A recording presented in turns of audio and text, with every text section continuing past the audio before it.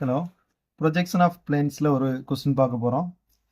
A circular plate of diameter 60 mm has the end A of the diameter AB in the HP and the plate is inclined 45 degree to HP.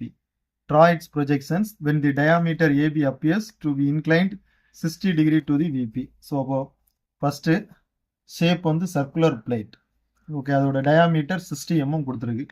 So first XY reference line.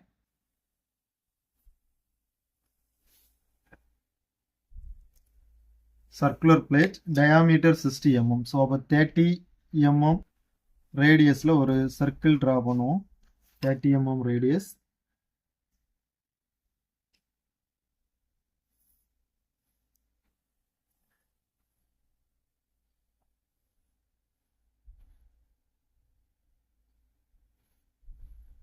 Okay, 30 mm radiusல ஒரு circle draw பண்ணுவோம். Next இந்த circle 4 divide பண்ணுவோம். Okay, circle 4 divide பண்றோம்.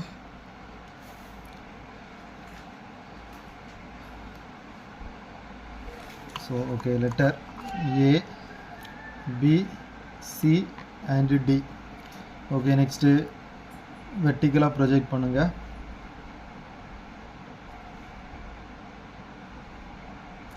So draw a horizontal line.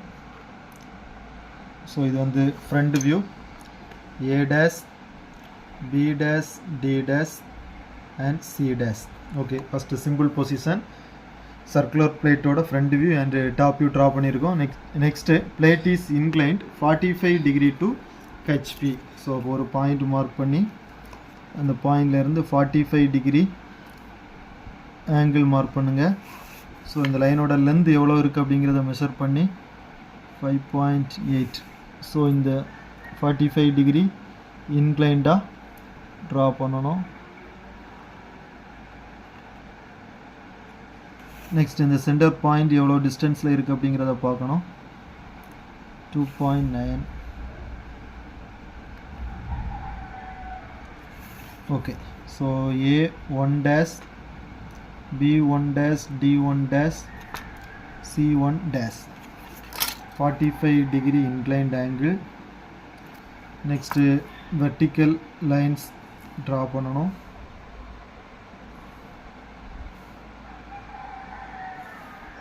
Next circle 4 pointsல இருந்தோம். horizontal lines A and C ஒரே line and point B and point D. Next horizontal and vertical meet பண்ணக்கூடிய points mark பண்ணணும். A1 and point B1, C1 and point D1. Okay, next இந்த points join பண்ணணும். Okay, இது compass எதுவும் use பண்ண முடியாது, அப்படியே ஃப்ரீ ஹேண்டா ஜாயின் பண்ணணும்.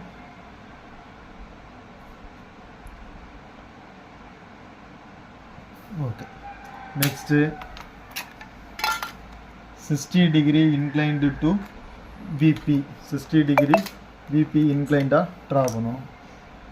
ஓகே, ஒரு பாயிண்ட் மார்க் பண்ணி எக்ஸ் ரெஃபரன்ஸ் லைனில் ஒரு பாயிண்ட் மார்க் பண்ணி 60 degree இன்க்ளைண்டாக ஒரு லைன் அப்படிங்கிறது ஃபஸ்ட்டு ட்ரா பண்ணணும். 60 degree இன்க்ளைண்ட் லைன்.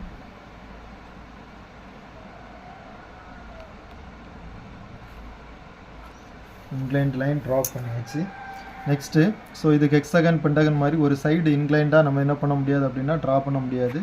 ஸோ இது வந்து சர்க்கிள், எட்ஜஸ் கிடையாது, ஜெனரேட்டர்ஸ். ஸோ அப்போ ஃபஸ்ட்டு இதாக ஒரு சைடு எடுத்துப்போம், அதாவது பாயிண்ட் A and C அப்படிங்கிறது இந்த இன்க்ளைண்ட் லைனில் வர மாதிரி எடுப்போம். Point A and C. A to C 4 distance இருக்குது. ஸோ இதை வந்து இந்த பாயிண்டில் மார்க் பண்ணுவோம் XY ஆக்சிஸ் லைனில். ஸோ இந்த point A2 and in the point C2 4 cm distance. Next in the point B1 and D1 அப்படிங்கிறது ட்ரா பண்ணணும். ஸோ அது சென்டர் எந்த இடத்துல இருக்குது அப்படிங்கிறத பார்ப்போம். Centre point 2 set square use பண்ணி பெர்பெண்டிகுலராக ஒரு லைன் ட்ரா பண்ணுவோம்.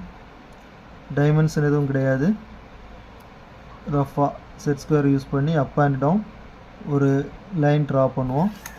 நெக்ஸ்ட்டு காம்பஸ் எடுத்து சென்டர் பாயிண்டில் இருந்து B1 எவ்வளோ டிஸ்டன்ஸ் இருக்குது அண்டு D1 எவ்வளோ டிஸ்டன்ஸ் இருக்குது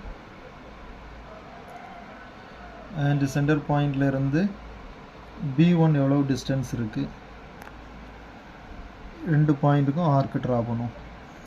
ஸோ இந்த பாயிண்ட் D2 அண்ட் இந்த பாயிண்ட் B2. ஸோ இந்த பாயிண்ட்டை ஜாயின் பண்ணுங்கள்.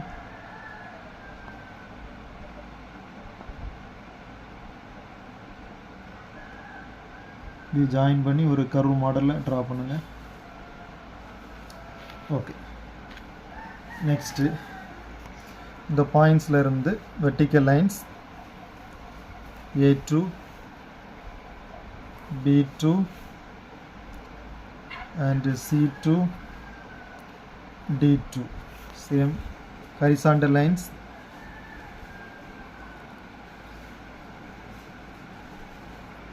ஸோ மீட் பண்ணக்கூடிய பாயிண்ட்ஸ் மார்க் பண்ணணும்.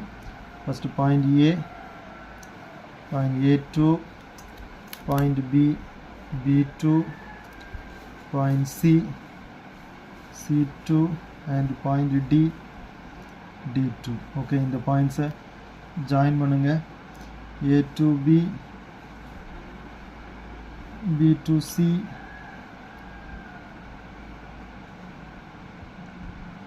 C2D and D2E. ஓகே, இது கர்வ் மாடலை ட்ரா பண்ணணும். ஃப்ரீ ஹேண்டாக ஸ்கேல் யூஸ் பண்ணக்கூடாது. Okay, thank you.